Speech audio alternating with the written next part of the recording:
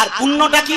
গাছ গোড়া থেকে কেটে দিলেও কিছুদিন বাদে মুচকা উঠে না উঠে, কোঙালি উঠে। ঠিক আছে, এইটা হলো পুণ্য। এখন এইবার মায়েদের কাছে প্রশ্ন, এ তত্ত্ব আপনাদের কেউ বলেন, আপনারা কেউ বোঝেননি, জানারও চেষ্টা করেন।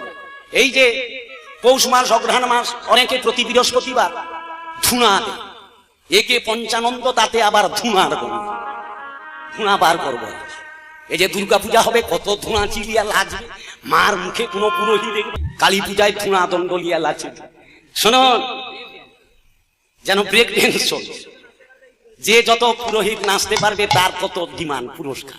এখন তো পূজা এই জায়গায় গেছে, জানেন কি? আরতির সময়, শুনুন, এগুলো ধরবেন আপনারা, ওই সব লোককে তুলবেন না। আরতির সময় স্টিল, আরতি মানে রতি প্রদান। আরতি কেন করতে হয়? আরতিতে 5টা প্রদীপের বাতি কেন জ্বালতে হয়? একটা জ্বালালে হয় না, পঞ্চপ্রদীপে 5টি বাতি কি কি? এ তত্ত্ব শুনলে আপনাদের মাথা ঘুরে যাবে, বললাম না?